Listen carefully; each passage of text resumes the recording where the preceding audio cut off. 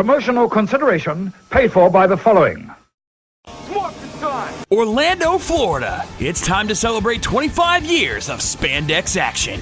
That is not spandex. It's Ranger Stop 2018. Join us for 3 days of more phenomenal fun. Check out the dealer's room, including a live demo of the upcoming Heroes of the Grid board game from Renegade Studios. Save the dance floor with the Heroes vs. Villains Ultimate Showdown Party. See amazing panels from fans and guests alike. And of course, meet your favorite Rangers in person. Here's this year's guest lineup: Austin St. John, Walter Emmanuel Jones, Audrey Dubois, Steve Cardenas, Karen Ashley, David Fielding, Mike Olaski, Rami J. Scharf, Sandy Selner, Hannah Marie Rickson, Catherine Sutherland, Barbara Goodson, Nikia Baris, Christopher Kamen Lee, Selwyn Ward, Tracy Lynn Cruz, Patrick David, Sean C.W. Johnson, Michael Copon, Jessica Ray, Anne Marie Crouch, Lee Ming Hu,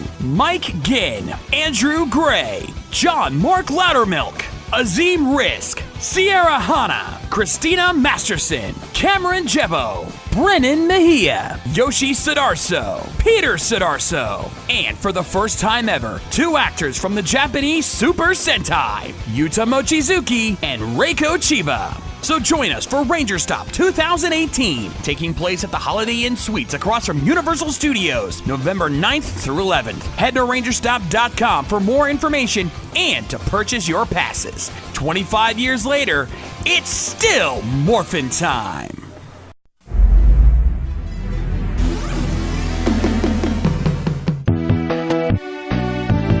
This is a presentation of RVT Entertainment.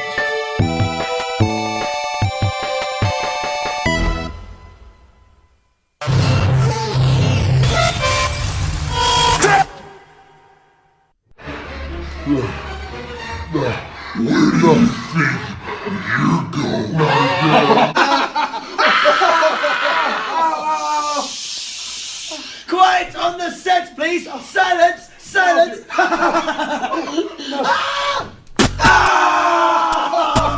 I knew you'd come. I'm not finished with you! I am the cream, the cream of the crop. Ladies and gentlemen, this is your main event of the evening. Because we don't just set the bar, we are the bar. Hey,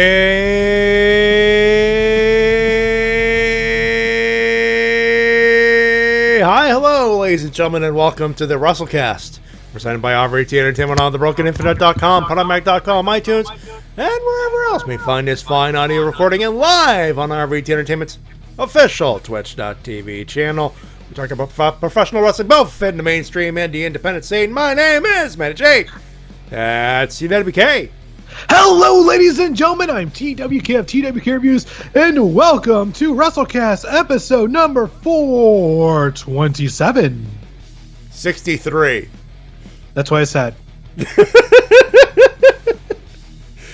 You're not that far off, to be fair. I was only off by 2 or 3. Yeah, you were off by about 40. No big deal. No big deal. It is what it is. Anyway, this week was a thing of wrestling happened this week. We're here to talk about that. That's all we need to do, really. New Japan had a thing. Someone made a big fat fucking return to professional wrestling. Impact is a thing, continues to be a thing, and that's a good thing. WWE is in Australia for a house show that they're going to spend a gazillion dollars trying to put on their network. We'll preview that. New Japan Pro Wrestling is going to be pretty much a small bit of Pacific Ocean away and kicking the living fucking shit out of the Super Showdown thing that's going to happen Saturday. Don't lie to yourself. You know exactly why I'm saying that, and you know I'm right. Now, T-Dub knows I'm right. Shall we get to the things? Maybe. I think yeah, for those T-Dub's had a bit of a rough week, so he needs to troll me a little extra more tonight. I don't necessarily blame him. By the way, I'd like to thank anyone who wished condolences for me. Yeah, thank you. Yeah, there you go. It means a lot. For those tuning in, not knowing what happened with T-Dub, his grandfather passed away. So yeah, that really sucked. Yeah, I know the pain. Trust me, it's never fun, never. Unless your grandfather was a dick, which last time I checked, T-Dub, no, I don't think he was a dick. He was super nice. He took care of the wild cats around the farm. There you go. Couldn't have been a nicer person. You want some good news?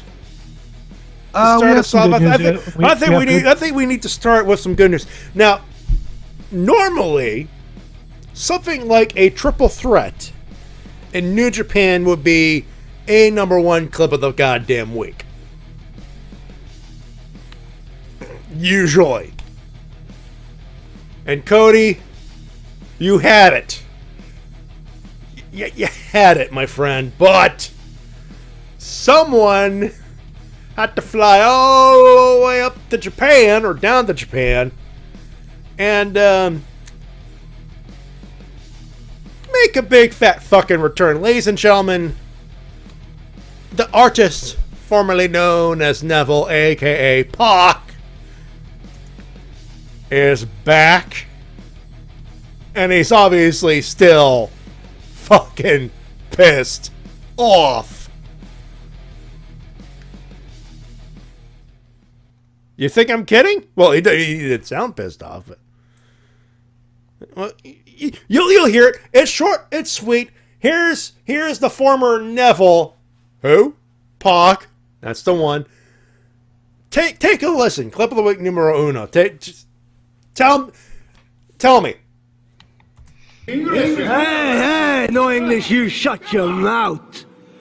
As you can see, I have a new attitude, and I have some new friends, which is bad news for everybody else in Dragon Gate Pro Wrestling.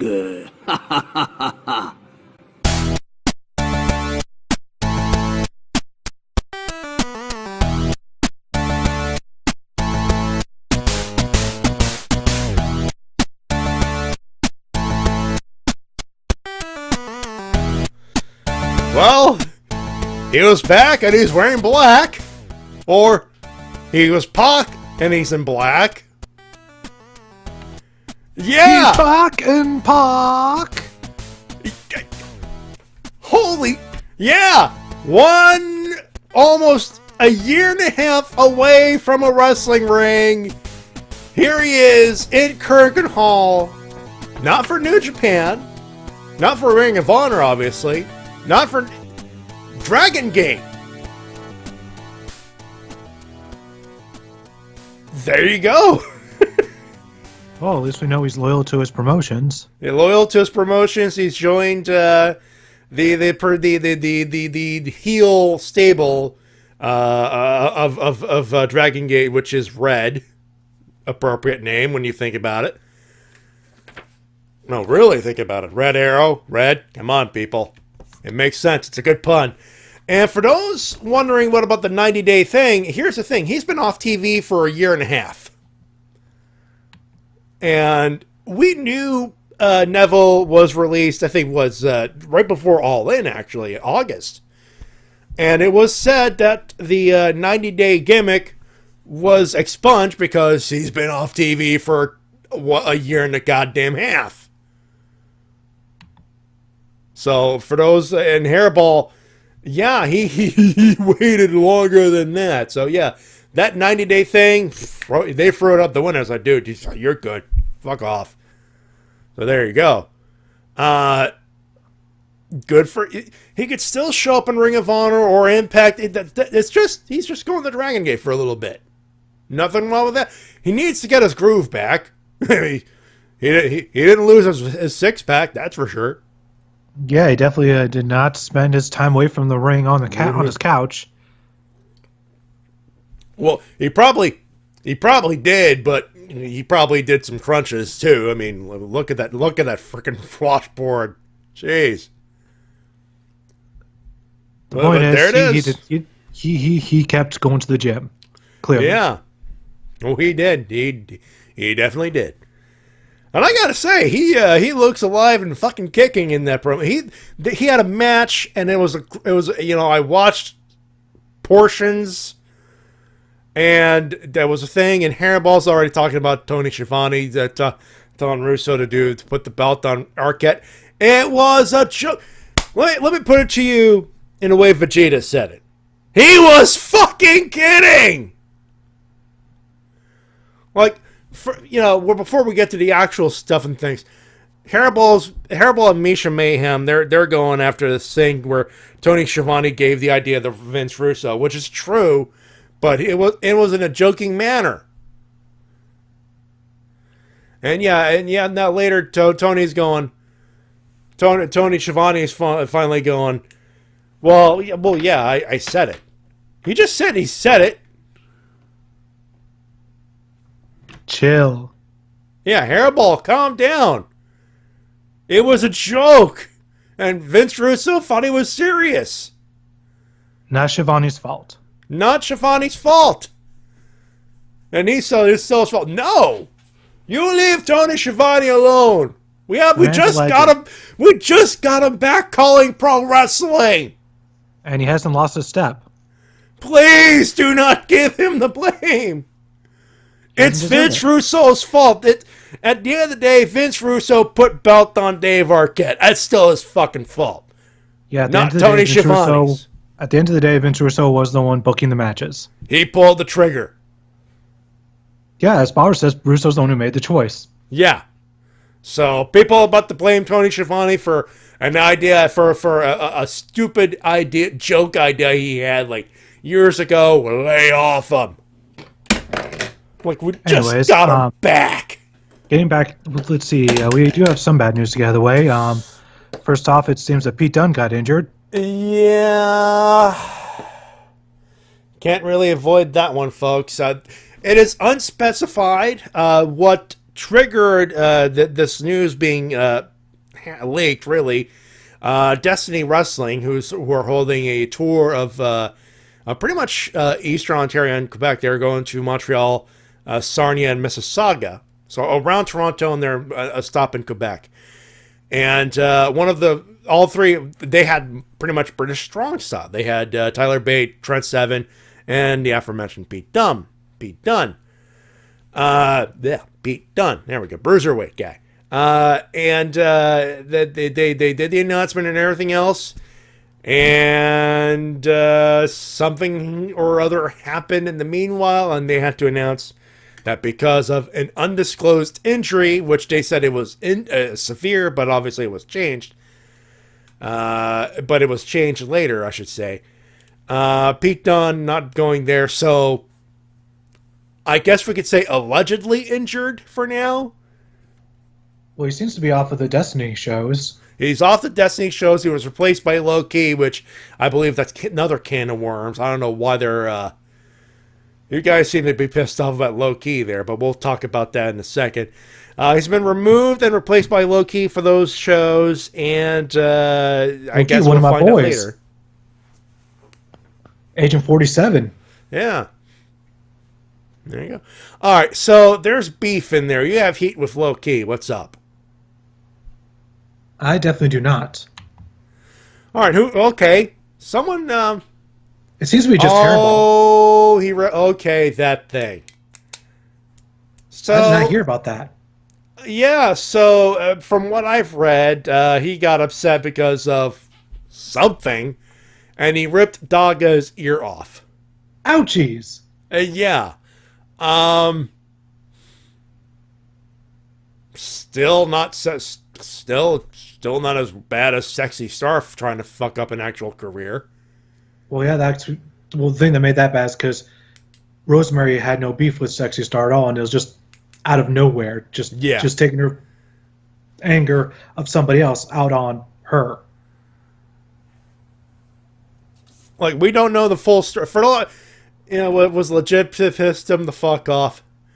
I mean, Hairball, have we heard both sides yet? This is the first I'm hearing about it at all, so I'll just wait for the I official barely story to read come about out that because before I state Hairball's anything pissed off at official. low key. I'm like, whoa, time the fuck out.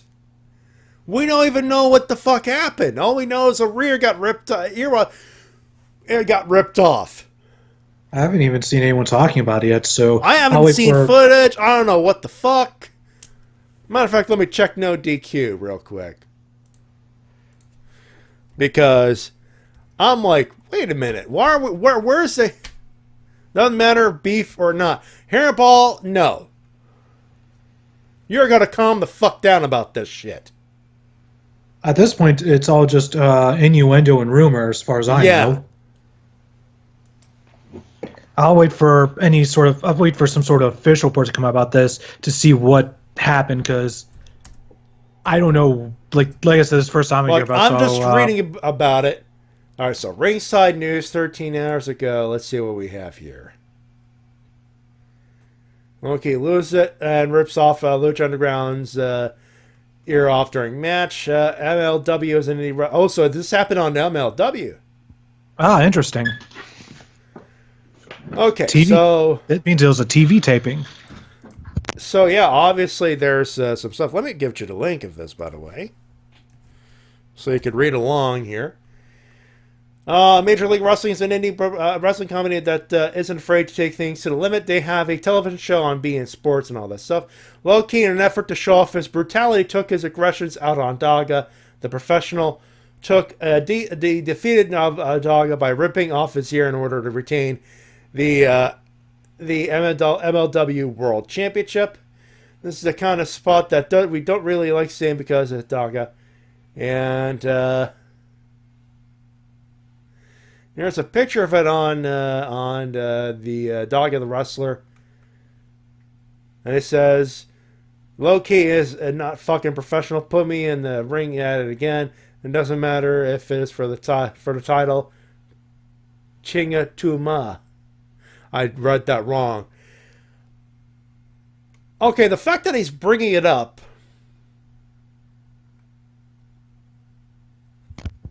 Okay, this is starting to seem like kayfabe. This is starting to seem like kayfabe to me, because obviously Daga's talking about this. And this is obviously, you could see the Instagram post by Daga. The actual, the Met is MLW, so this is obviously, this was filmed.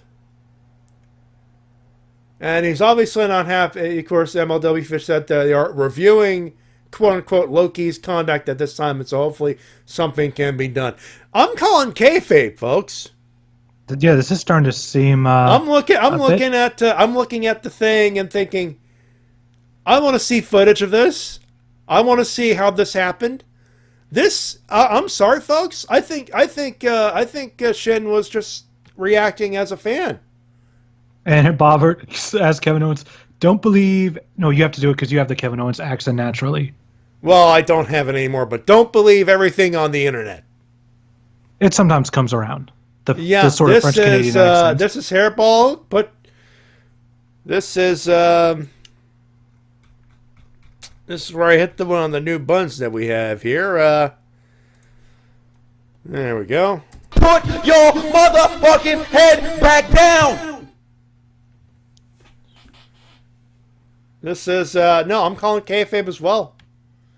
I'm looking at that image, the fact that they're actually acting, and the fact that they're, quote, reviewing. I'm calling kayfabe, folks. I'm sorry. That's, it could be unprofessional. Otherwise, we'd heard someone would be fired and stripped of a world title. Obviously, he retained. Yeah, the way he's describing it sounds like it was the finishing spot of the match. Yeah. So I guess we'll have to wait and for those wondering, T-Dub was given the same link. So, all right, sorry, Hairball. You've been kayfabed, brah. Yeah, at least that's the way it seems. So we'll have to wait and see as the news updates. But yeah, this happened last night. So, anyways, Pete Dunne is not the only wrestler dealing with an injury, as the bad boy of the independent wrestling scene, Joey Janela, also suffered a more serious injury that's going to take him out for about a year. This is a follow-up from last week. We talked about Joey Janela and that spot with L.A. Park, and yeah, he's out of it. Torn meniscus, torn. His knee is fucked up, ladies and gentlemen. He's basically got the Triple H injury. Yeah, minus the torn quad. It seems like everything else in his knee got torn in that area. Which is amazing. So he's going to be out for about a year. Hopefully he can rest up and make his grand return, which I assume will be to a grand ovation, because the guy was literally just starting to really build some momentum, especially after All In. He had he had a match at All In, which that's all the hype you need at this point. But the fact that the match was one of those that stole the show because of all the insane spots, that's what makes it even sadder, really. You know, which is, it's a true bummer. It is. But he'll be back, and he's obviously still promoting. I suppose he could at least do that. So he's not going to be out of the hopefully he's not going to be completely out of the spotlight, which is something. At the very least, just make sure he has a mic in his hand. Yeah, at the very least, hell, it's an excuse to put a man in a wheelchair with a microphone.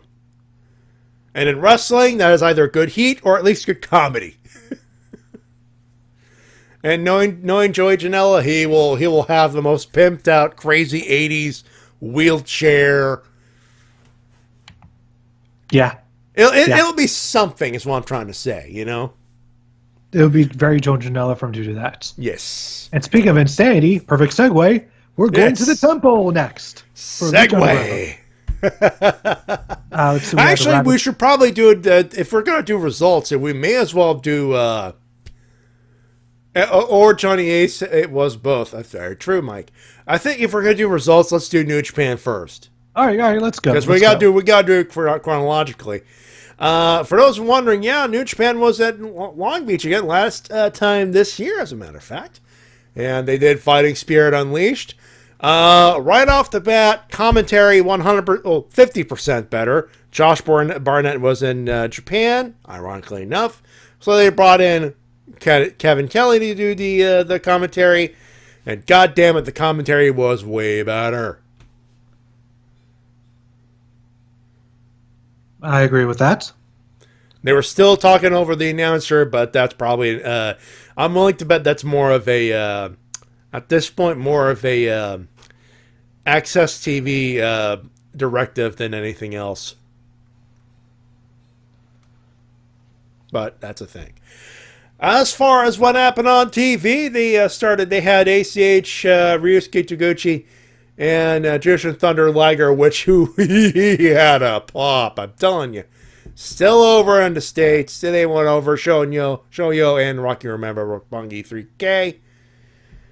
Taguchi had a rugby thing, and both Kevin most of us thought he was doing the football thing. It's a rugby gimmick. I knew he was doing the rugby thing because he's been doing it for the past little while now, because Japan's getting a rugby team next year. Good for them, that's all I'm going to say. SCU? Christopher Daniels and Frankie Kazarian, they defeated Chase Owens and Hangman Page. Hangman took the pin. No, I thought it was Owens. Oh, no, Chase Owens. Chase Owens took the pin. Yeah, because Owens is the fall guy. Yes, he is the fall guy. Also, I've been derping all week, don't mind me. SCU? Unfortunately, no mention of Long Beach being the worst town they've ever been in, but then again, this is Southern California, so... No, this would be the best town they've ever been in. SCU? Oh, SCU. What a... also, SCU chant, as soon as they found out they were next. Yep. Walter Pyramid crowd, the thumb is up. The thumb is up. Jeff Cobb Chris Sabin and Flip Gordon, they went over Chucky T. Beretta and Hiroki Goto, and a couple things that we need to say. Hey, New Japan? Oi! Spoilers! What? Jeff Cobb walking out with a TV title. Well, that thing hasn't aired yet. That's not the first time they've done that. Still, spoilers for people. Jesus. They spoil ROH TV all the time on New Japan. Fair enough. Still, just it would have been a silly. Also, I'm going to say this right now. I tweeted this, T-Dub. I'm sure you read it, but I will pay good money to see Jeff Cobb versus Hiroki Goto. Well, so would Hiroki Goto, who, after losing this match, went backstage during the press conference and said, "I don't know what belt Jeff Cobb has, but I want it."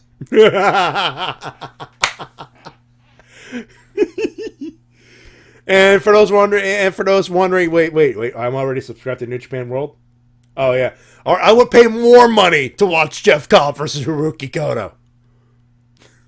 That's how much I want to see this match. Fuck it, put the TV belt on the line. I want to see that match. It might happen in the future. Oh, that dude! If we could get Jeff Cobb at Wrestle Kingdom, fuck yes. That's how you do it. It seems more like a final battle match. Because, ROH TV title. Very true. Very true. You'd have to find a way to put the never open weight title back on Hiroki Goto if you want to do it at Wrestle Kingdom, which right now the belt's on Tai Chi, and that's not exactly a bad thing either. I think that Tai Chi's going to have a nice long run with it. Perhaps the longest in history! And you jinxed it. He's going to be the honky talk man of never open weight title. Hairball's got a good one, though. I want to see Jeff Cobb versus Minoru Suzuki. Why? Because fuck all the reasons. You don't know. You don't need a reason for that. I want to see that, too, actually, now. Also, when Jeff Cobb hits Tour of the Islands, I'm glad I wasn't the only one on Twitter who called it Wrath of the Gods.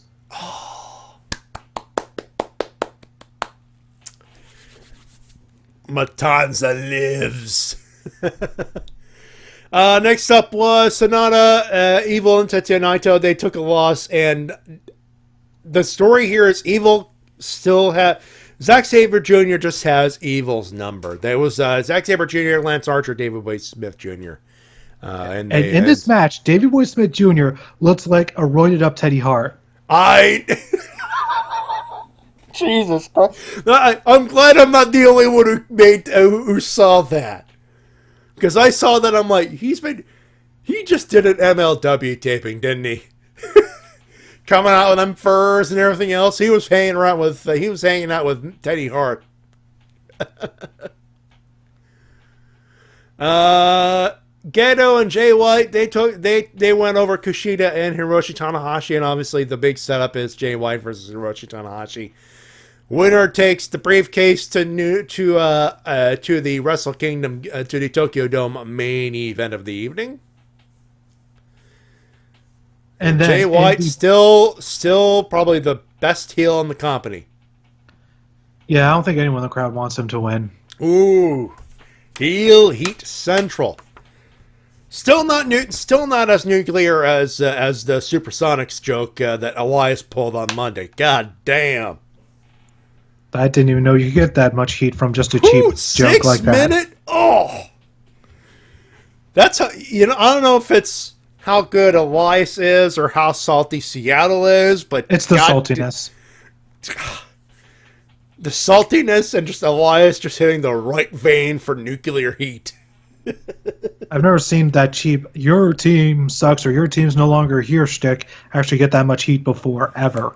Whew.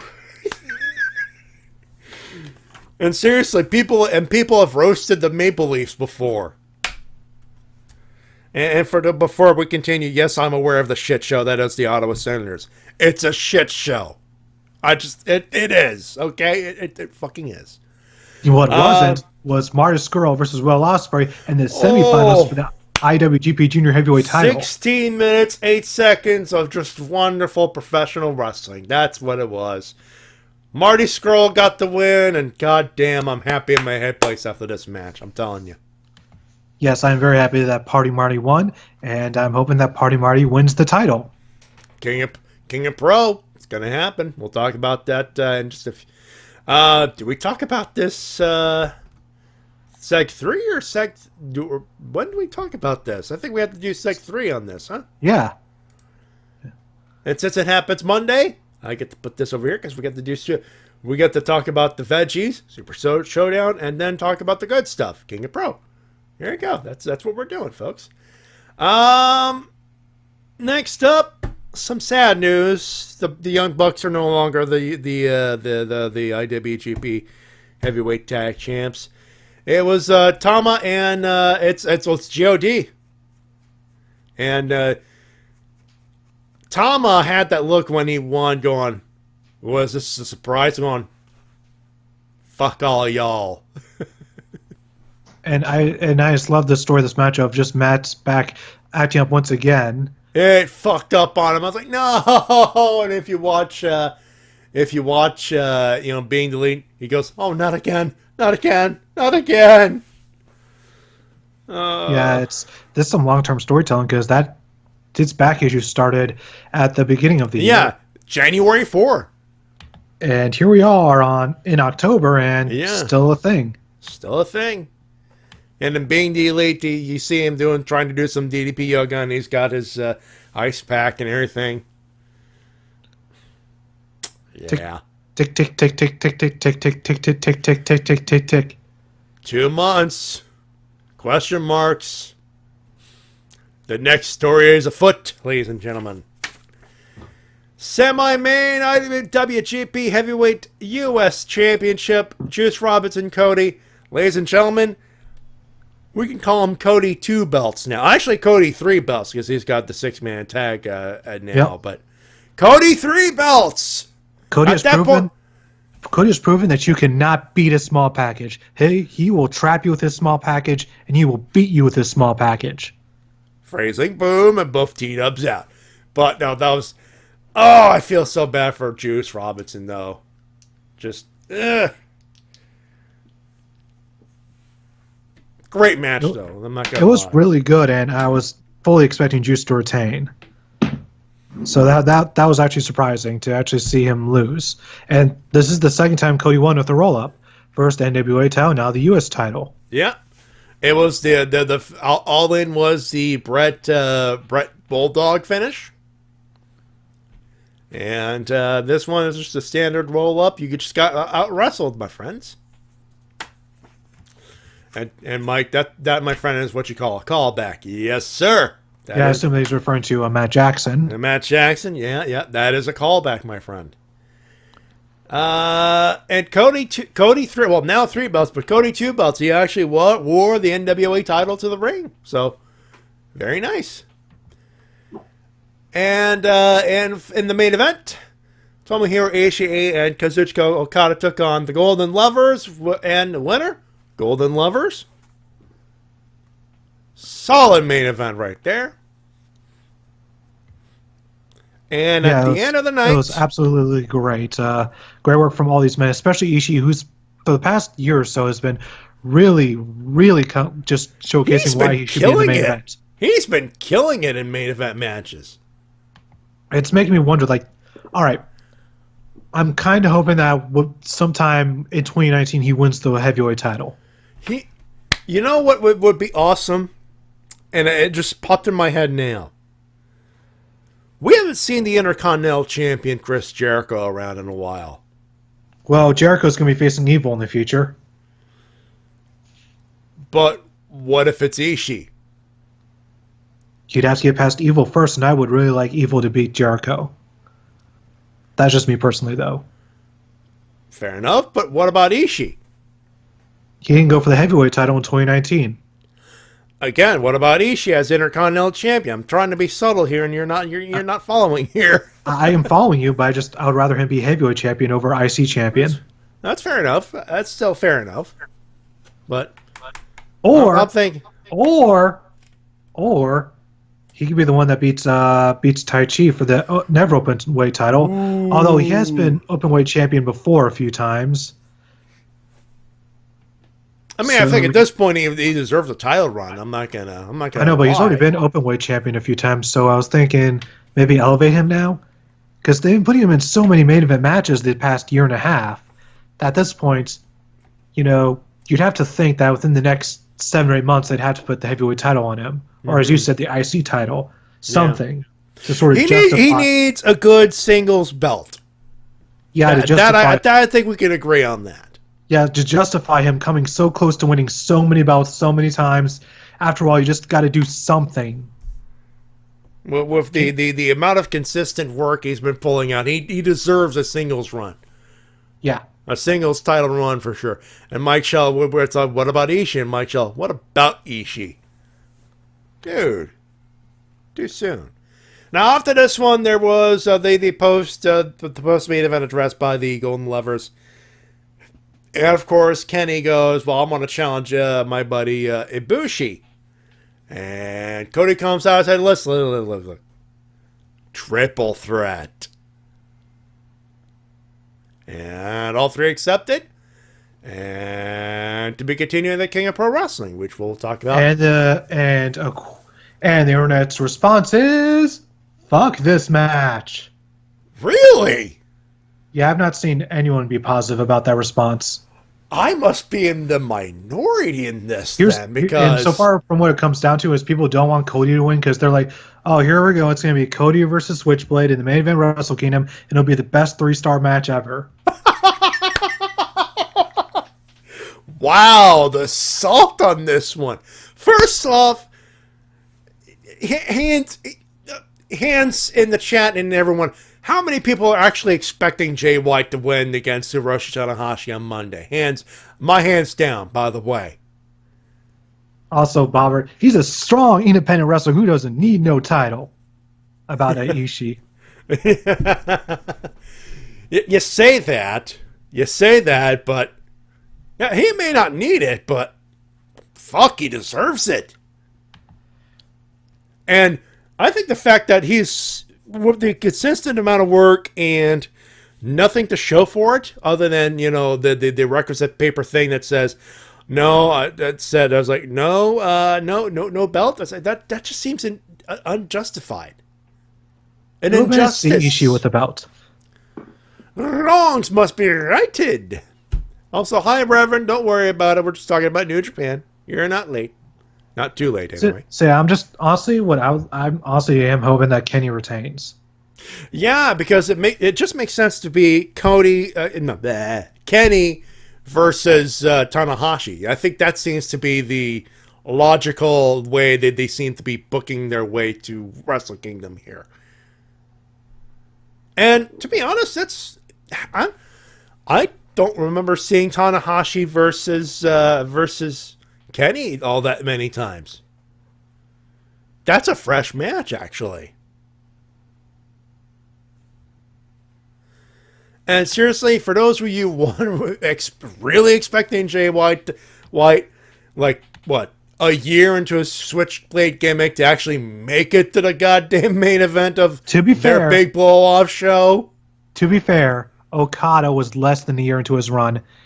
And because he had Gedo in his corner, he was heavyweight champion. It's very true. I think that's what's getting people nervous. That, Gato's put himself with him. Everything's going down. Here's the thing. They want to fill that fucker. They got all the momentum in the world to put 50,000 into Tokyo Dome. I'm pretty sure the goal is to actually sell out Tokyo Dome somehow, some way. I think they're smart enough to realize Jay White will not sell out the Tokyo Dome. No way. He does not have the popularity. Kenny has the popularity, and he's one of the hottest professional wrestlers in the world right now. Even the Japanese crowd will look great to that. Yeah, but especially Tanahashi, who is a god in New Japan. Yeah. Tanahashi versus Omega seems like the best bet to get a whole lot of people inside of a big goddamn building. And to let everyone know how much Tanahashi is revered, women throw themselves quite literally at him while sobbing. Like, he literally gets he gets the towels, the gimmick towels you get at the gimmick table. They throw the towels at him. He wipes his head, tosses it back. That shit goes on eBay. Sells for about 2,000 yen or something like that on eBay. I think it would be more than 2,000 yen. That's selling. That's true. That's $20. That's $20 actually. I'll just say it in normal current in U.S. side in dollar currency. It'll probably sell for $2,000 or something like that. That's Possibly, how popular this guy. This guy is a pop culture icon. We talked about it on Toka Riffs, where he shows up as like the lead henchman, like the second in command of a Pac-Man Kamen Rider movie. This guy is pop culture in Japan. Yeah. So I think the main event is kind of locked down, but they're doing a good job of at least fooling people. I'll tell you that there are people who are nervous, and you know what? That's Gato and hopefully a team of bookers and people who help him write stuff, and they're going, good. Oh, that reminds feed us me, your money. There seemed to be some backstage turmoil in New Japan recently. As Harold May replaced a lot of executives that the wrestlers in New Japan liked with some of the people he likes. So it seems to be a very WCW-esque takeover, it seems.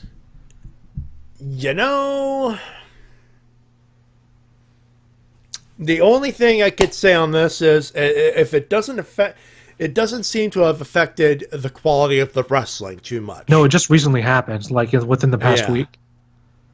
So we don't know how this is going to affect the shows going forward. I can only hope that it doesn't, and they just let Gato be Gato. Which would be the smartest thing to do. Yeah. I mean, why because the last thing we need is executives that don't know pro wrestling getting involved and trying to get involved creatively. Because anytime that's ever happened, 99% of the time it goes down in flames. WCW. No, but it seems to me Harold May seems to be like to be a wrestling fan at the very least, and knows what the fuck he's doing, because obviously they're still going forward with the U.S. expansion, and it's not a false start. Which, I mean, for those who've read up on the past of New Japan trying to do, like, that's what the Intercontinental title was supposed to be originally, was their bridge into the U.S. market and the North American market, and that was a false start. So, and the deal with Ring of Honor was supposed to be that. And while that still brought some great wrestling, and it's still a great partnership, it kind of was a false start. So, right now they're staying the course with this, because this year we had 3 shows, in New Japan, and of course all the other expansion shows of the War of the Worlds, and obviously All In. So they're obviously doing this, and it's obviously they're keeping going with that. And hey, if they want to keep it going, why the fuck not? I just hope that, like I said, that these new executives don't get involved creatively with the matches. That would be bad. That would be bad. Though, I mean, it doesn't seem like they're going to do that yet, but we'll see. Moving on over to Lucha Underground, we had the new Rabbit Tribe, that being Paul London, El Bunny, and the White Rabbit, have a match against Joey Ryan, Exolicious, and Evilise, and White Rabbit was on the ring apron for 99% of the match.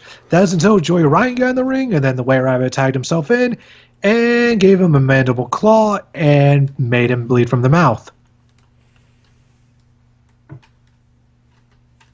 So he was waiting for Joey Ryan. That's what it seemed like. Ladies and gentlemen, we have another mark. What Mark? Yeah. The White Rabbit is a fan of famous dick wrestler Joey Ryan. Either that, or he didn't like his sleazy antics. So, would you say that the whole legalized sleeves thing is just pissing him off? Who knows? His intentions are not made clear at the moment, but we do know that the Rabbit Tribe are a force to be reckoned with. Also, that was a Randy Orton joke, and some of you should be laughing right now. Moving on. Moving on over, we have another match announced for Ultima Lucha Cuatro, that being Son of Havoc versus Killshot. Lucha de Apuestas, Máscara contra Máscara. Now, I am okay with that one. There's beef there. Yeah, these two have been fighting all season long. It started with Son of Havoc replacing AR Fox as the new tag team partner for the Trios title, and Killshot had no say in that, and thus he wasn't happy. And he let his anger get the best of him and ended up costing them the Trios titles, but Killshot blamed Son of Havoc, and the two just kept on fighting back and forth throughout the whole season, and now they'll settle their beef at Ultima Lucha Cuatro. Mask versus mask. It makes sense. There's logic there. Yep, and in the main event match, we saw Marty Martinez announced that he was going to be making his first title defense against his sister, Mariposa. And if anyone thought that he was going to go easy on her, no. It was a pretty brutal match. No, yeah. Yeah, for those wondering, he's not going to defend against no. People were booing. It's like, no, he's just returning the favor to Mariposa. In more ways than one. To say the least. Yeah. At one point, it didn't look like Mariposa was going to get the win, but the newly announced Reclusa ended up getting involved and cost Mariposa the title. And then after the match, to send a message, Marty Martinez settled me out on her. Broke her goddamn arm. And just to really ramp things up, Marty Martinez announced that his title match against Pentagon will be a Cero Miedo match. Which is basically death match. Yep. So, basically, the one where Vampiro busted out the light tubes. Yep. That's your main event. I'm smiling right now, by the way. I don't know if you can notice. I am looking forward to that. Oh, you were up in the chat. Thanks for teaching me, sister. Now, here's your payment. Snap.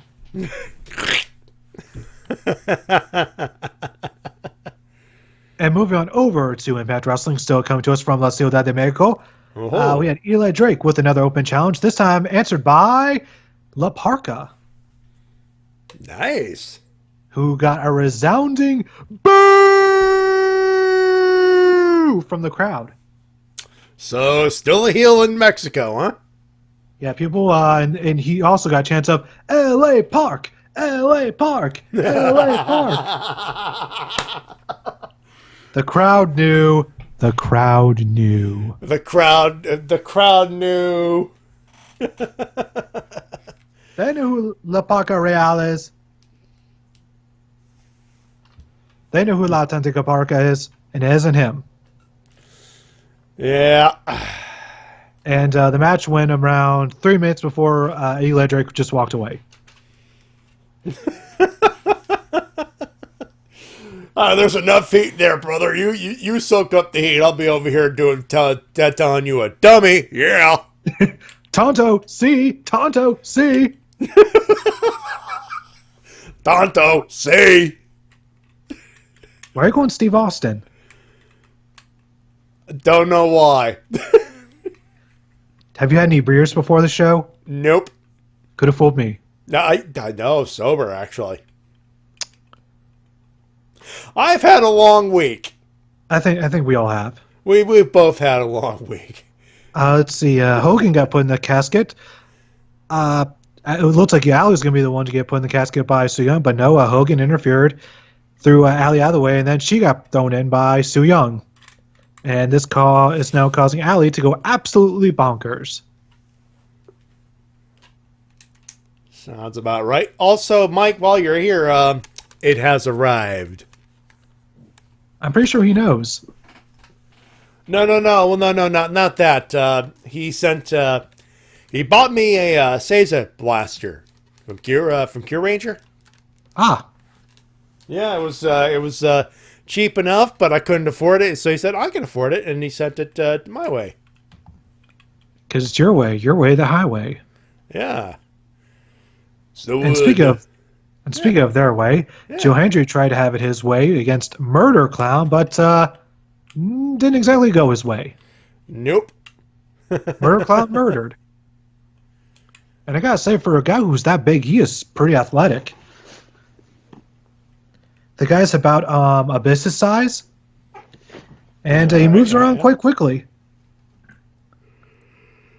We've been getting a few of those lately. Of a lot of athletic big dudes. Yep, and I love the fact that the commentary team, Josh Matthews, also pointed out that Los Psycho Circus went on an over 300 day winning streak. Nice, doing his research. Yeah, that's really nice stuff. And they're keeping the streak going as well, which is nice, actually. No, the streak was broken years ago. Oh. This is back when they were a team. When Los Psycho Circus were a team, they went on like undefeated forever, man. Okay, there you go. All right. Yeah, back when it was Psycho Clown, Zombie Clown, and Killer Clown. And if Shintigercurl was here, is a Killer Clown Kevin Cross? God damn it. No, Christopher Cross. It was a Christopher Cross. Yeah. Christopher Robin Cross. Let's see. We also had a really good promo battle between Aries and Impact that made me wish this was the go-home show because it was that good. Oh, folks. It's clip of the week number 2, but actually Austin Aries' part of the promo is. But oh, good Lord. That's the kind of stuff you like end your show on. That's your go home heel, right? That's your go home heat right there. What are they going to do next week because of this? I don't know.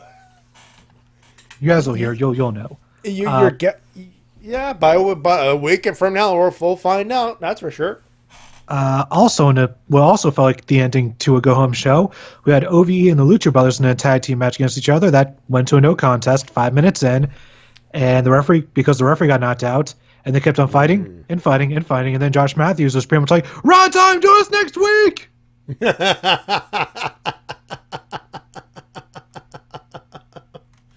All right. So yeah, they pretty much had a Nitro ending. Pretty much, yeah. The only thing that was missing was just the good old pan around the crowd while music was playing. Anyway.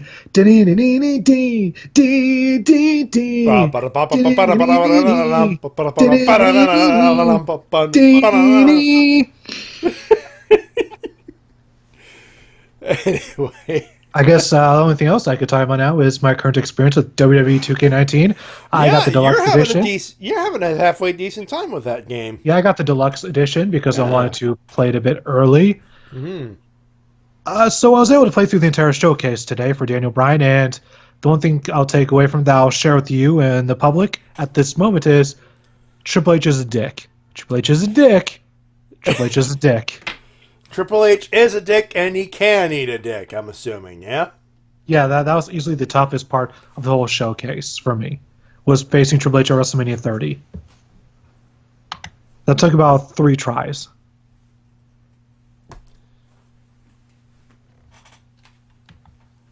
And that's all I'll say about it at the moment. Overall, it is a positive experience.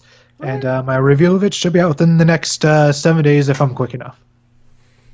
7 days, and we'll plug it on this little audio thing we do every week. There you go. All right, that being said, are we moving on here? We doing some stuff? Yes, things? Sir. It's time for your emails and comments of the week. You can send them at thewrestlecast@gmail.com. This is brought to you by 2 things. One, the book that's actually on the screen, New World, by our friend Shintigercurl Greg Haynes, available on Amazon through either Kindle format, of course, paperback. Buy the book! Gotta be like Kevin Nash. Buy his book! And arrange yourself somewhere to join Comic-Con number 6 at the Holiday Inn and Suites at by Universal in Orlando, Florida. Look at all these nice people are going to be showing up. Of course, myself, the Shades, Easy Rider, Spade Ace, Mike Shaw in the chat. We're all going to be present and accounted for the stuff and things and all that good stuff. Just go there. It's nice. All that good stuff. That being said, if I remember correctly, let me just get my email app up and running. Our email this evening comes from our good buddy. You know who it is, how it is. It's Renzo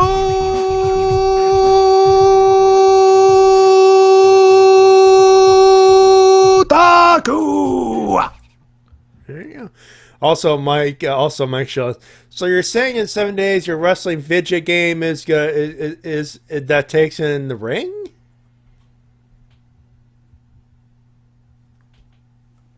I read that wrong. So you're saying in 7 days your wrestling video game that takes in the ring? So in 7 days your game's gonna crash? Huh? Sorry, Mike. I think your attempted ring joke, your horror movie. Yeah, bad typo. Yeah. I think I was trying to make a Ringu joke, a horror movie joke there. Ah. Yeah. I think the typo flopped it there for you. Anyway, it ain't no winners. By the way, folks, just saying. You could send them emails. Not just French or Tucker could send emails. You're allowed to. The things on the screen. I think people just rather. I think people just at this point rather just interact in the chat. Tell you what, how much time do we got? We got. It's already an hour. Oh shoot. Yeah, we got Q&A? 2 shows to preview. Huh? No, we got two shows to preview. Yeah. Tell you what, if you have some time after the 2 shows to preview, we'll do a quick Q&A real quick. We'll see how this goes. Well, hello, Wrestle White Noggers. That's what he says. Well, I'm still doing this joke, even if it needs to be add some flavor to the mix, like Kit Kat in Japan. Anyways, I'll not cover Raw, which was terrible. No wonder why it's at its low point. SmackDown Live or Lucha Underground, we got a network special to deal with, and it's a bland one, unless you're in Australia, in the Australia zone. Super Showdown Aussie Special. It's a glorified house show. What can I say? Outside of 3 matches, is it something I'm not interested into? Hence the reason and why on Sunday I'll be listening to your predictions, and I'll be at a photo shoot on Sunday morning. Very nice. The ring joke failed. Yeah, Mike. No big deal. Don't worry about it. SmackDown Live Women's Championship, Irish Sands versus Commander Hill's daughter from Red Alert 3, played by Ric Flair. Remember? Hey, Irish Sands is a good joke, okay? Undertale, come on. Well, unless you manage to please dear Vinnie Mac, you'll never make it back in the main roster, but that's not the case with heel Becky, despite being cheered by fans, so expect Becky to retain, which is a good thing. Asuka, Dono, and Nene take on Le Cool 2.0. Sorry, Billy and Peyton. Asuka and Naomi win. Moving on. Nope, not even home field advantage. They'll be humbled, as always. SmackDown Live Tag Titles, The Star Bar versus Pancake Power. First of all, how dare Shamo and Sheamus humiliate Mr. Bootyworth? He's the equivalent of Senor Benjamin. You give him respect. Outside of that, I want the Bar to win. Despite that, we need new tag team challengers on SmackDown and Raw. By the way, Mr. Bootyworth? Dewey Foley. Wait, really? Yeah, Kane Dewey. Dewey Foley. Wow, Kane Dewey grew up. Dewey, yeah, he's been working behind the scenes with WWE.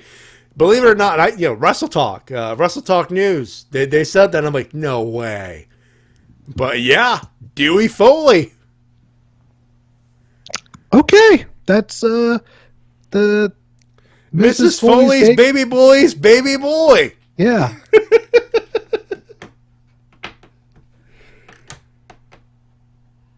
I'm fairly certain Mr. Foley's baby boy, Mr. Foley is happy in his head placed for him. Cruiserweight title. I guess you could say that Mr. Buoyworth will not be having a nice day. He wasn't having a nice day that particular day. No, I don't think. Cruiserweight title, Alexis Sugar Tits, a.k.a. Juggernaut, versus Cedric Alexander. Tough one since I barely watched 205 Live, I'm sorry. So Cedric to retain, but the match will be good, no doubt. No U.S. title and no Shinsuke Nakamura on this show.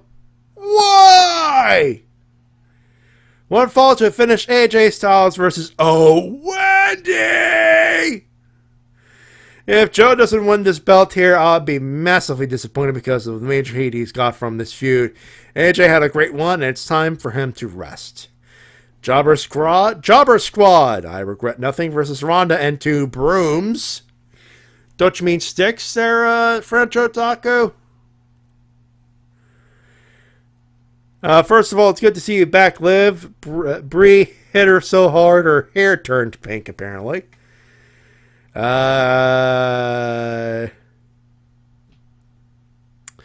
Maybe she was the one who wrote Fear More Nikki several weeks ago. Such an awful typo. Since Nikki will be facing Ronda at Evolution, who will still haven't sold out, we can expect a heel turn from her. Still, how did she get that title shot outside of being on Total Bellas? The world may never know. The Shield versus the Sword. Shield wins. Sorry, Bronny. Moving on.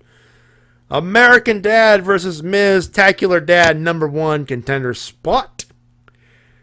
I get a feeling that Miz will win this match again. Yeah, I predicted Joe to win the WB title, but there's a speculation AJ will cost him the match, which leads to a 3-way, which Miz will get the sneaky title win. That makes sense. Yeah, Styles cost him, makes it a triple threat. Miz gets if it puts the belt on the Miz, who's been still one of the best, legit best heels in the company. Yeah, that kind of makes sense. You could do it. I think you can do it like that. My speculation, though, but I'm quite sad about what's happened to Daniel Bryan, especially after his return in the ring. Bobo Lashley and John Cena versus your boy Matty and your boy T-Dub. I don't know if he's in your stable. T-Dub, is Elias in your stable? Elias is too good to be a boy. Apparently he's a boy. I guess OSW. We might have to ask the OSW review on this. We may see. To be continued. I will be tweeting this when we are on break here. But sorry about Kevin and Elias, but they're about to get eaten alive. Grandpa Trippers and Grandpa Taker for the last time. Seriously, we made it this time. First of all, Shawn Michaels, sir, state of your hair, bruh. He's what? Now bald. Yeah, Shawn Michaels is now a bald man. Seriously, let me read this and I'll tell you the story about Monday. Mike was there. He'll confirm it. He is not bald. I think we can now call him the head bald kid. Oh. My eyes can't recover from this, but let's talk about that last match. Just end it, for crying out loud. End this feud, and let's move on. That's it. No winners or losers, because I'm tired. Enjoy your weekend, and hashtag Raw Cleanse. At least watch the highlights for a quick recap. Okay. Let's talk about Monday. So, obviously, we start thinking, oh, yeah. You should have been there, Tita. Well, you don't want to be there, but you should have been there for the rant. Shawn Michaels comes out, he's in his hat. Taker comes out, Kane comes out. It's a big schmoz. The hat falls off. It looks like he's got the comb over. Shawn Michaels. No, it's a bandana. He's completely fucking bald. all we hear for like the next 5 minutes is Easy just pissed the fuck off. Like, completely.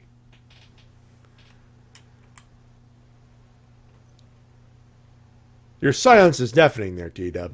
I'm just waiting to hear the next part of the story. No, he is just roasting Heartbreak. He's no longer, Shawn Michaels is no longer his favorite wrestler now. That's how pissed off he is. I don't believe that. No, don't believe it. Mike? Mike, I'll tell you, Easy wasn't raged. He was livid. Just because he's bald? Yeah. But he's old. Yeah.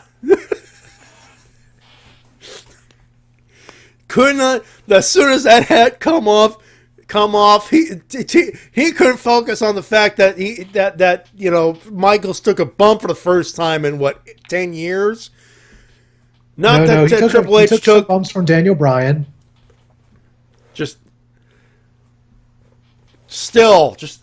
goddamn.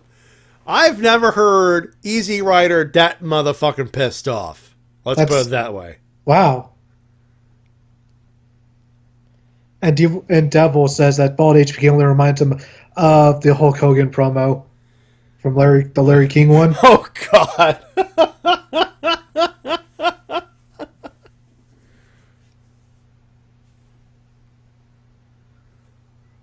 There it is. And Matty's gone. Oh, what is it? What? D-Dub, you hear me? Yes. And I'm I hear gone? You, Matty. I'm here. Yep. Why would I be gone? Mentally. Oh. Well, I've been gone since Tuesday. What are you talking about? Since Wednesday I've been gone. Easy was mad. Just fucking livid is what I'm trying to say. But, yeah. Shawn Michaels, state of your hair, mate. What hair? Exactly. Anyway. Is it time for people to hear the brilliance that is Austin Aries? I think we need to do that. We need to take a break, too. We'll take till it's those are your emails and comments of the week. You can send them at the Wrestle-Cast@gmail.com. We shall return. We will give you the Austin Aries promo that we promised, and 2 shows to preview. We got Super Showdown and King of Pro Wrestling, the final big blow-off show before Wrestle Kingdom next year. We shall return when we come back. Do not go too far.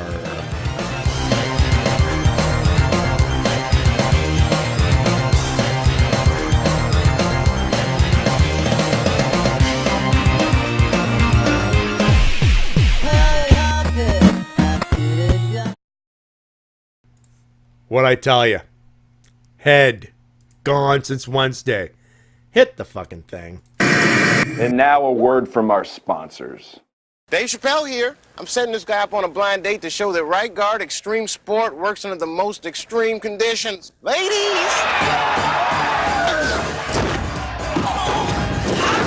You gotta get a number, dog. See? Extreme protection against odor and wetness. Love hurts. Goes on clear, doesn't quit. You guys are really hitting it off. Right Guard Extreme Sport. Get extreme. Get Right Guard. Call us! That's what will. Thank you. Promotional consideration paid for by the following. Orlando, Florida. It's time to celebrate 25 years of spandex action. That is not spandex. It's Ranger Stop 2018. Join us for 3 days of more phenomenal fun. Check out the dealer's room, including a live demo of the upcoming Heroes of the Grid board game from Renegade Studios. Save the dance floor with the Heroes vs. Villains Ultimate Showdown Party. See amazing panels from fans and guests alike. And of course, meet your favorite Rangers in person. Here's this year's guest lineup: Austin St. John, Walter Emmanuel Jones, Audrey Dubois, Steve Cardenas, Karen Ashley, David Fielding, Mike Olaski, Rami J. Scharf, Sandy Selner, Peta Marie Rickson, Catherine Sutherland, Barbara Goodson, Nikia Baris, Christopher Kamen Lee, Selwyn Ward, Tracy Lynn Cruz, Patrick David, Sean C.W. Johnson, Michael Copon, Jessica Ray, Anne Marie Crouch, Lee Ming Hu, Mike Ginn, Andrew Gray, John Mark Loudermilk, Azim Risk, Sierra Hanna, Christina Masterson, Cameron Jebo, Brennan Mejia, Yoshi Sidarso, Peter Sidarso, and for the first time ever, 2 actors from the Japanese Super Sentai, Yuta Mochizuki and Reiko Chiba. So join us for Ranger Stop 2018, taking place at the Holiday Inn Suites across from Universal Studios, November 9th through 11th. Head to rangerstop.com for more information and to purchase your passes. 25 years later, it's still Morphin' time.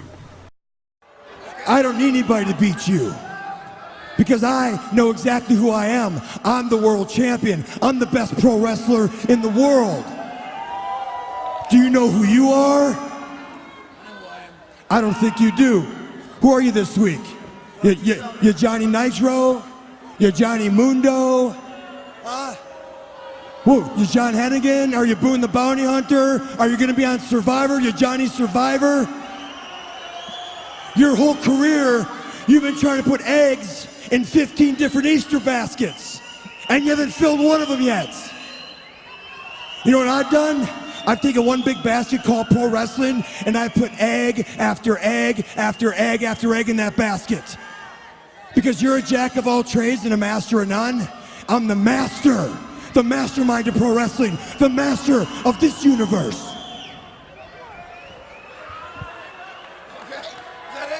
Oh, no, I'm not done. No, I'm not done. No, I'm not done. I got some things I gotta tell you about how this is gonna happen. Look at you. Johnny Impact. Looks like $1 million. Comes out with his $10,000 jacket, his custom tights with all the jewels on it, your beautiful long hair, your 6-pack abs. You look like you should be the world champion. You look like you should be the man. You're a really good pretend pro wrestler. Now me, on the other hand, I may not look the prototypical part of the man, I just am the man. And I got the title around my waist to prove it.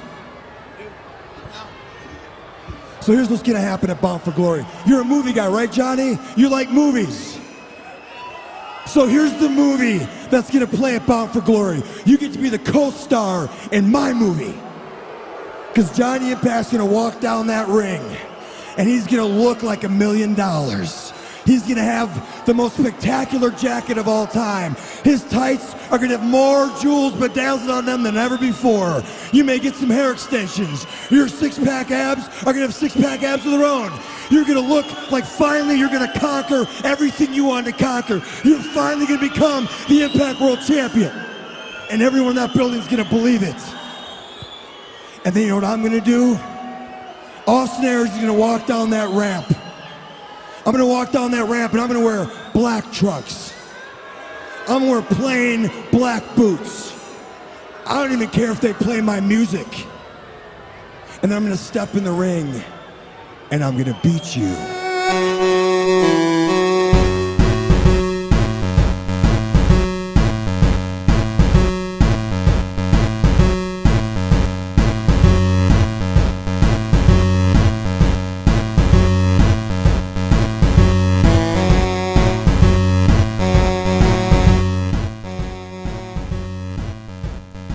There you go. By the way, reach out and touch me for Personal Jesus, Austin Aries theme song from way back when. I had to do my research for that. I really did. Back on the Wrestle-Cast, presented by RVT Entertainment on the BrokenInfinite.com, Podomatic.com, iTunes, podcasting places, live on Twitch.tv/RVT Entertainment. Manager JWK on the call with you, as per the usual. I wonder, is Tita back? Sounds he's, I believe he did have the BRB. But we will talk about the Super Showdown as soon as he does come back.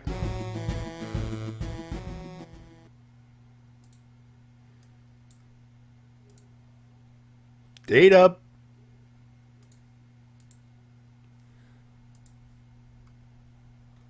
He did BRB. I get the feeling he was expecting this clip to be a little longer. Whoops.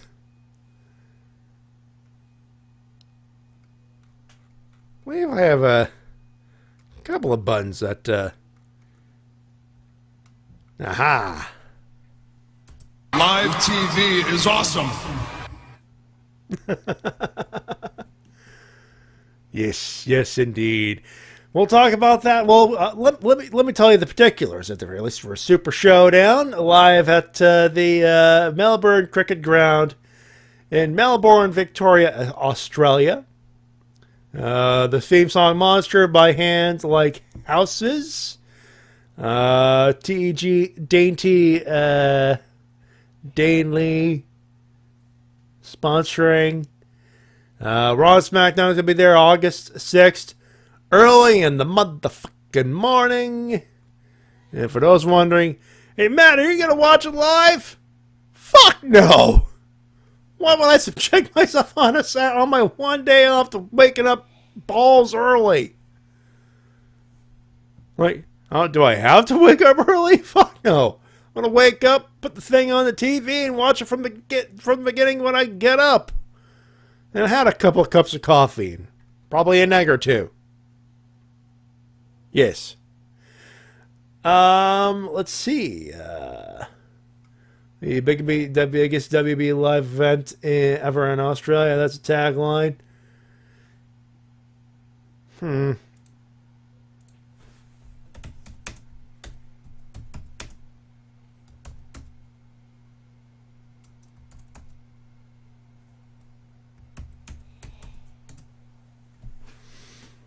Get the feeling he left a little early than he expected.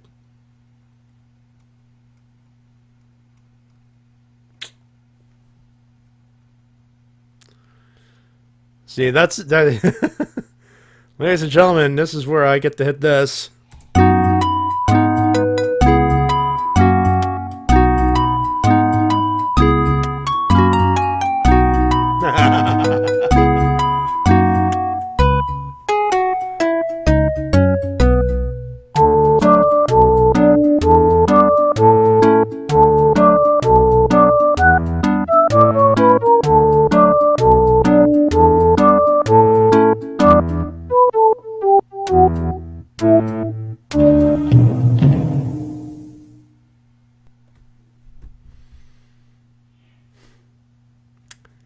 I get the feeling he had to run off, and the runoff took a little longer than it was supposed to. All right, time back. Hey!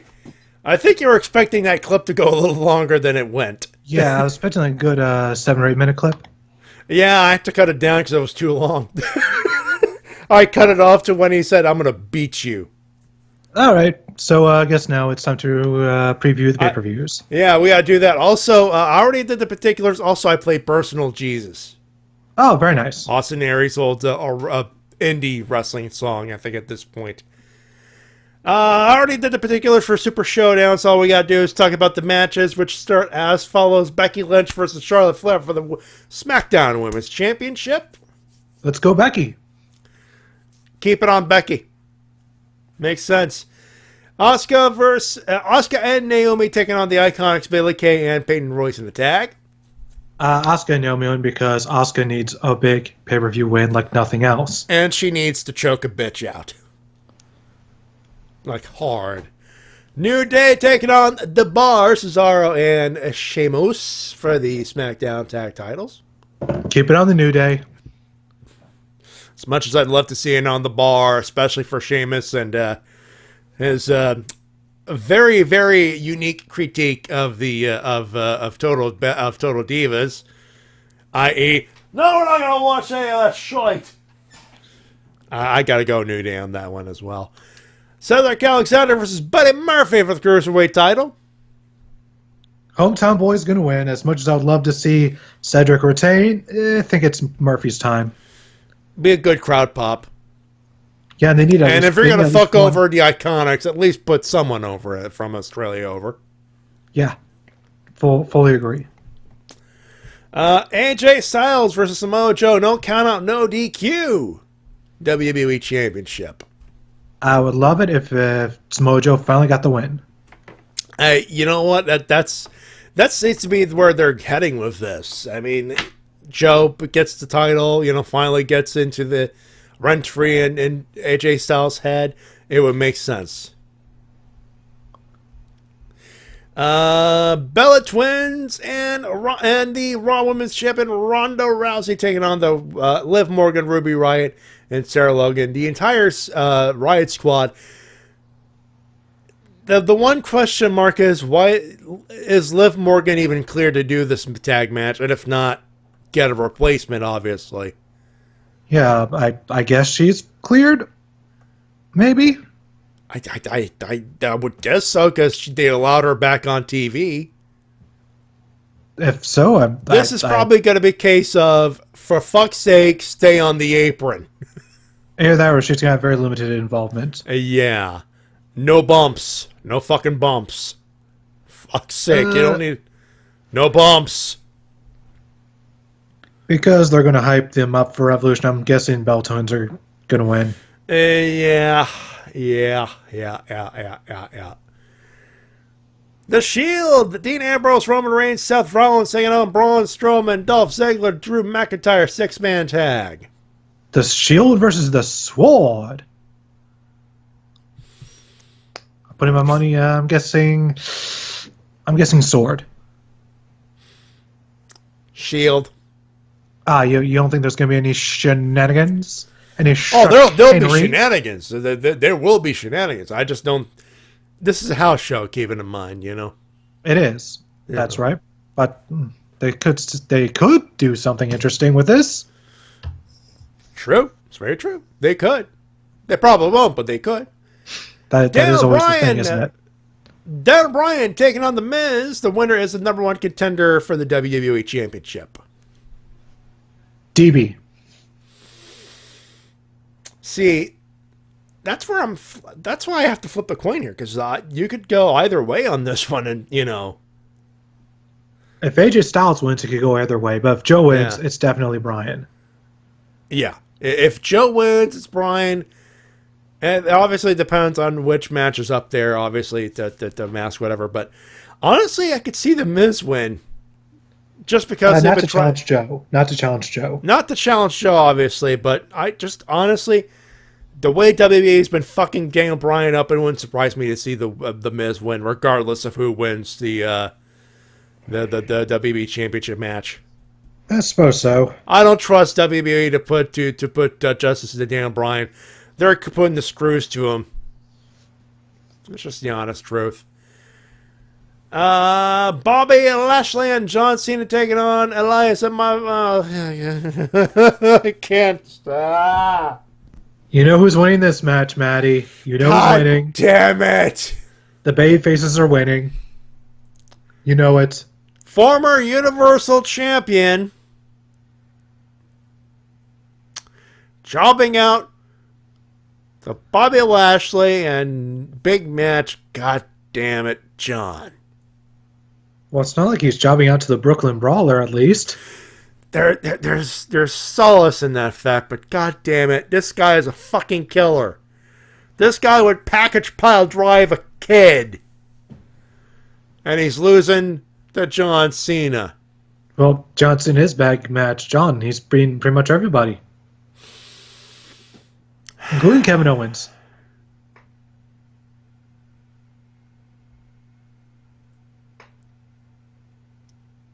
Look, I'm calling Bobby and Cena, but I'm doing it under protest. Kevin Owens should be Universal Champion 3. He should have been Universal Champion 3 times by now. That's how good he is. And they're wasting him. He definitely deserves another run at the main event. He deserves better, is what I'm saying. And I'm not happy about saying this. you and my buddy Rick will get along well. Hmm? Because he also believes that Kevin Owens deserves better. He's getting fucked over. Anyway. And then let's call it the main event. Triple H taking on The Undertaker. Shawn Michaels in Triple H's corner. Kanan and Undertaker's. This one, I want to say Triple H via shenanigans. Because we all know what this is probably going to be setting up for. Whoever wins, it will be with shenanigans, and they'll probably be setting up for a tag team match. At Crown Jewel. Because the Prince over there can't stop stop killing people, and B, can't do his fucking research and realize Yokozuna is fucking dead. They must not have good internet over there. Oh, let's see. With all the technology, you would think they'd have good internet by now. Oh, and Mike Show brings up the fact that Johnson, looks like a young JBL. Oh my god. Which he does. He does. Oh, irony. Imagine showing somebody, like, going back in time 10 years and showing somebody a picture of modern-day Shawn Michaels and John Cena. I know. or modern... No, I think he was referencing... John Cena and John Cena. Young John Cena and old John Cena.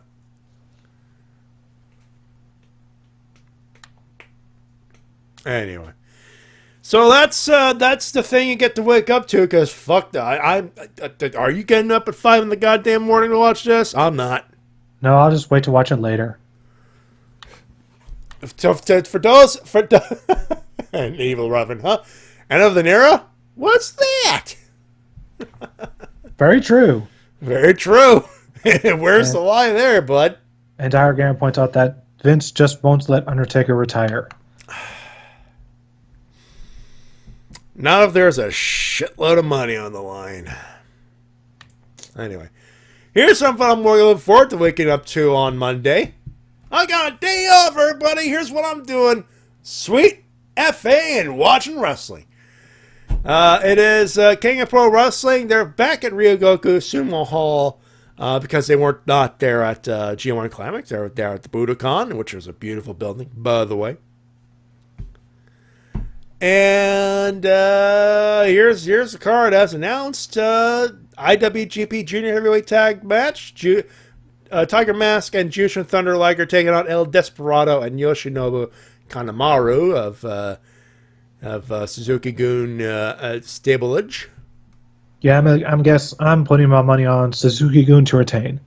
Yeah, this is... it'd be a shock win, and... Well, it'd be a hot start if they did this, but no, it's not. No, keep it on Suzuki-gun would be the smart move here. Second match, and this is where I kind of feel bad for Juice Robinson a little bit, because all the way down to the bottom of the card, what did you do, Juice? What did you do? Though there is some good news here. He's teaming up with Toa Henare, and they're taking on Tomoaki Honma and Togima. GBH is back. Yep, Great Bash Shield actually returned back during the G1 Climax. They came back during G1 Climax. It's just good to see Honma again. Honestly, every time I see Honma, I keep thinking he's bald because his hair is that blonde. I'm just saying I'm happy to see him because of injuries and shit, and he's back and he's wrestling. Good for him.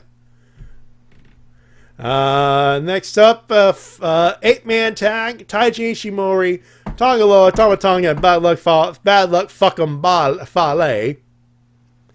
Taking on Chase Owens, Hangman Page, Matt and Nick Jackson. There's going to be some beef and some beating up to do in this one. Yep, it's Elite versus OGs, and that's going to be intense. Yeah, looking forward to it, actually. Speaking of looking forward to it, Takashi Iizuka, Taichi, and Minoru Suzuki taking on Will Ospreay, Hiroki Goto, and Tomohiro Ishii. Oh, good lord. I'm not sure which one of these tag matches is going to be more insane, the 8-man or the 6-man. Just, all I'm going to say is the answer is yes. Also, Ishii versus Suzuki again. Yes. I think the crowd's going to pop the moment that those two are in the ring again. The minute they start throwing bombs, the crowd's going to, yeah, pow, pow, pow, pow. I know I'll pop. Next up, Shoyo Toriano and Kazuchika Okada taking on Bushi, Sonata, and Tetsuya Naito and X. Now, we should explain this. Just a little bit before the tournament to determine the IWGP Junior Heavyweight Champion, there was a video pretty much featuring all members of Los Ingobernables de Japón, wearing the t-shirt currently, by the way. And you got an Naito LHA shirt? Yeah, I got an LHA t-shirt at Hot Topic in California, as a matter of fact. Oh, really nice. Yeah, haven't not gotten a chance to wear it, so I'm like, well, I have to do laundry, so no, that's right there. Okay, fuck it, we'll wear that. Throw that on. Muy tranquilo. Muy tranquilo. My brain is tranquilo, I tell you. And by tranquilo, as a dead. Not working right now, but moving on. Yeah, I hit the stinger thing instead of the thing, and I'm moving on. So X is in reference to basically a new member because they said, well, Hiromu's injured. He can't, so we got to let it go. Whoever wants the belt, keep it warm for Hiromu when he comes back. And in the meanwhile, we will move on. We will continue, and we will find another. And the other will be announced during this 8-man tag. I just wonder who it's going to be. There are some people saying it could be Kawato, but then it was announced that, oh, no, he's still in Mexico, I think. He's still in Mexico, but that would kind of make sense. I've been hearing a lot of people saying it's got to be Pac. It's going to be Pac. First off, he's already in a faction in Dragon Gate. And two, this doesn't make sense. I mean, someone brought up, I forget who it was, but someone brought up the fact that LIJ is the most tight-knit group, period. So like every member has like a connection to either Japan or Mexico or somewhere or another. So then they all just seem like just really good buds. So that pretty much, if you folks have an idea who it is just based on that, please let us know, because at this point I'm just going to sit back and wonder who the guy is and do my Googling when I find out. But that's just me. Yeah, I have no idea, and I expect stuff and things. I'm very excited to find out who it is. It'll be a very interesting time, that's for sure. And for those wondering, hey, Matty, where's Evil in this? Well, he's not. He's got his own matchup. There's a special single match. Evil takes on Zack Sabre Jr. I think this is where Evil finally beats Zack Sabre Jr. And once he does, lights go off, light goes back on. There's Jericho. You're sensing that too, aren't you? Yeah, because Evil has been calling out Jericho nonstop. So when he finally beats Zack Sabre Jr., out comes Jericho to kick his ass. Yeah. It would not surprise me in the least. That's kind of his MO as of late. Just in New Japan, it's like dim the lights, show up, beat the fuck out of somebody. Makes sense. Next up, the final match to determine the IWGP Junior Heavyweight Champion, the finalists Kushida and Marty Scurll. I hope Party Marty gets it. Let's go Party Marty. Let's go Party Marty. No. You know what it is? Fuck Party Marty. I want the villain to win. That is Party Marty. That's how he parties. I know, but we don't need Party Marty. We need the fucking villain to break fingers and snap necks. Also, Chicken wing! Also, like Ivarev's comments, I need a Cubone helmet to go with my Bullet Club shirt so I can attend a con as Cubone Soldier. No, I haven't. Very nice. That's a good pun. That's a good visual pun. I like that. Yeah.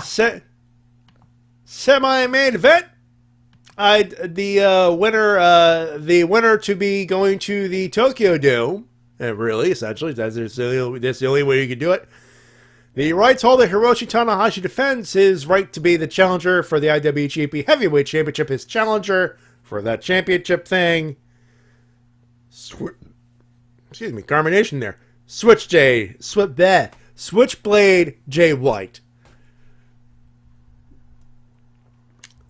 If you're nervous, if you're expecting Jay White to win, hold on, I believe I got the perfect button out there for those still nervous about Jay White winning and all that stuff.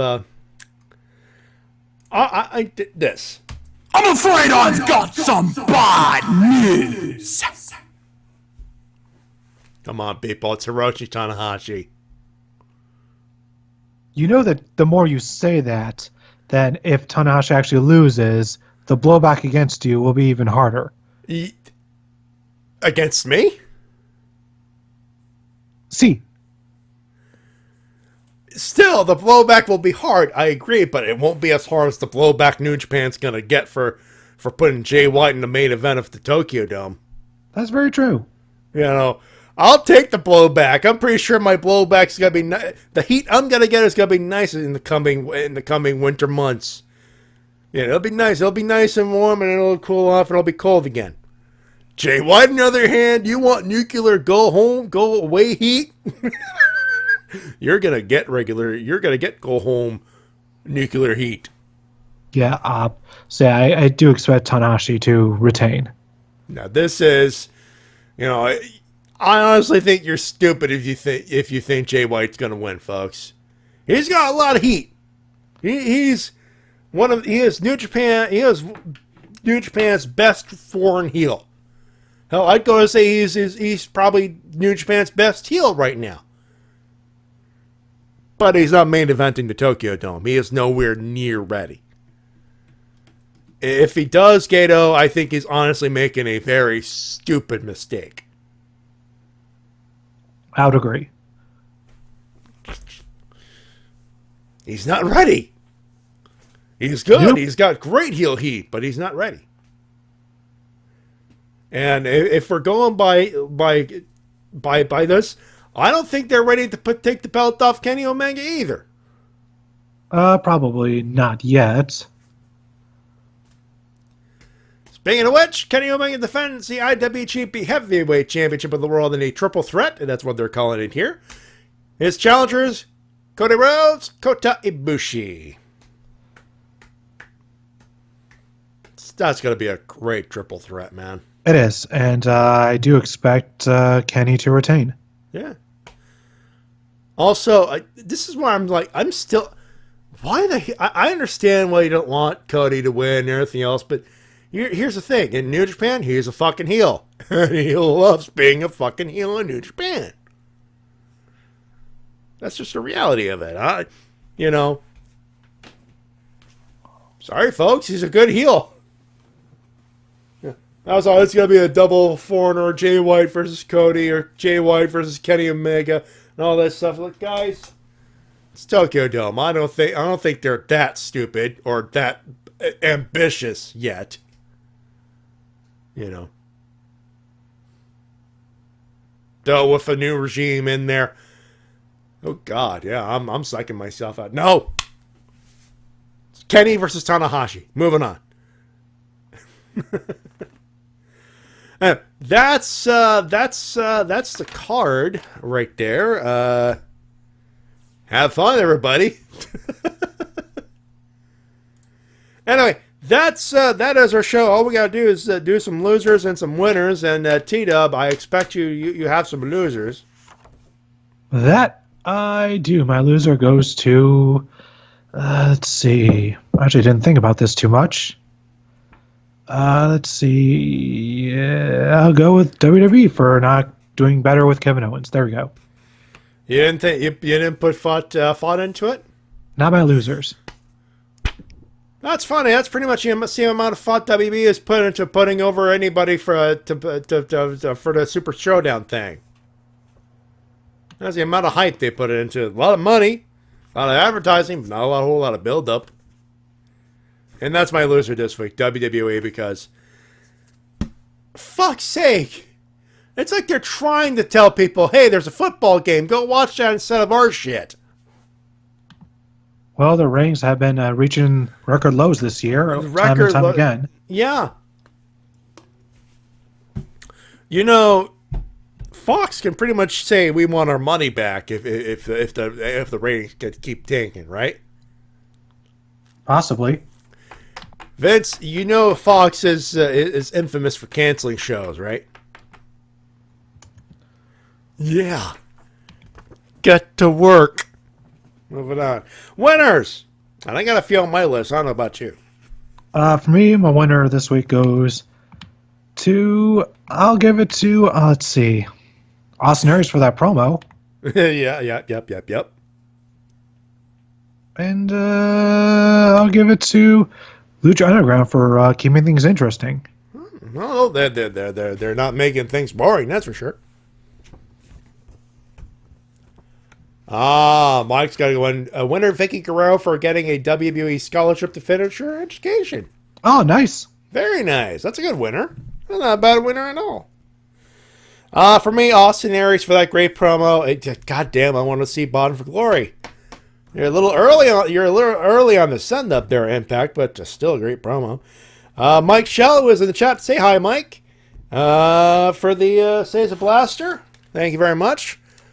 My champ cosplay, my Macho Champ cosplay is complete.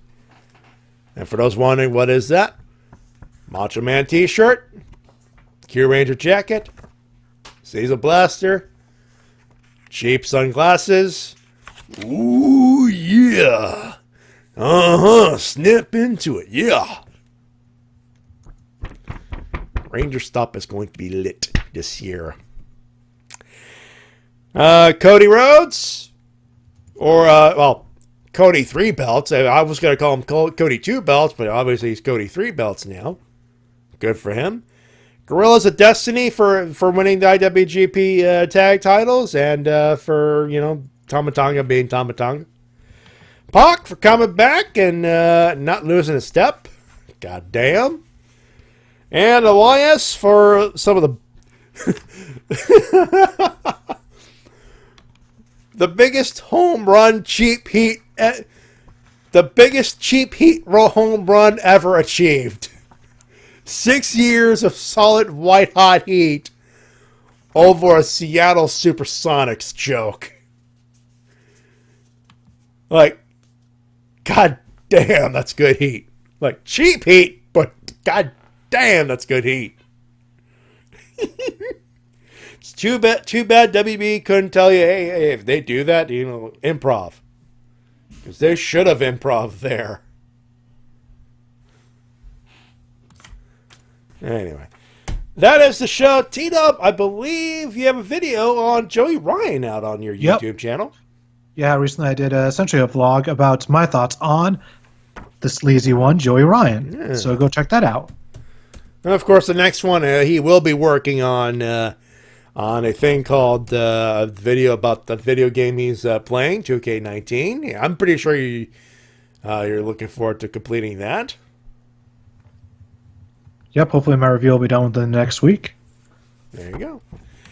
And as far as what's going on, there's a whole lot of things going on, but I've been told that hit the exclamation point schedule for you folks out there. The link is in the chat room for those of you live.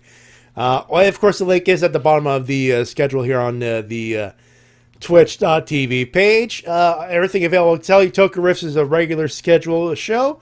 We'll have our Wednesday and recap. We'll be back with another episode.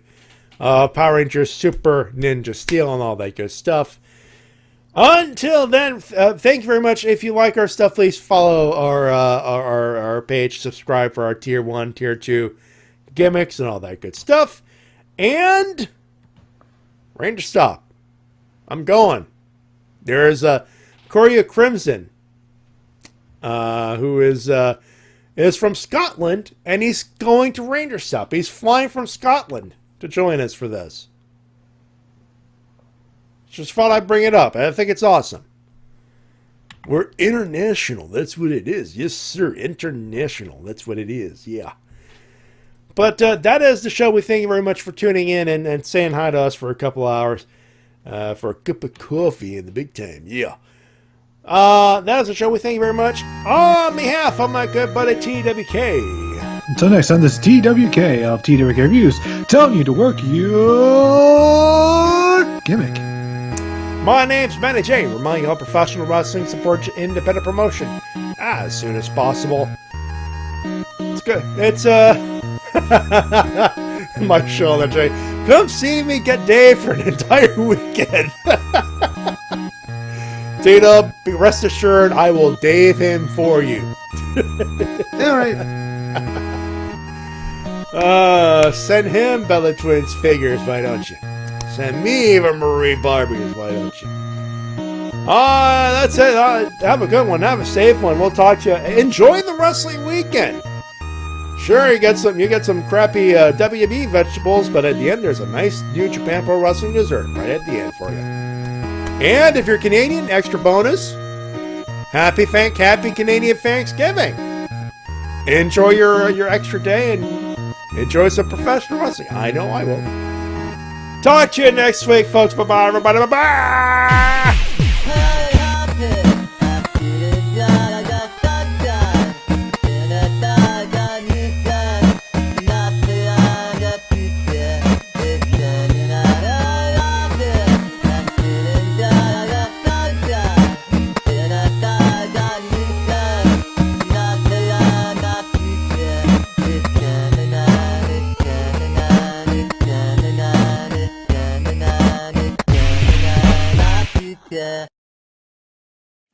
You call that a knife?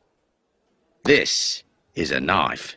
That's not a knife, that's a spoon. All right, you win. I see you've played knifey spoony before.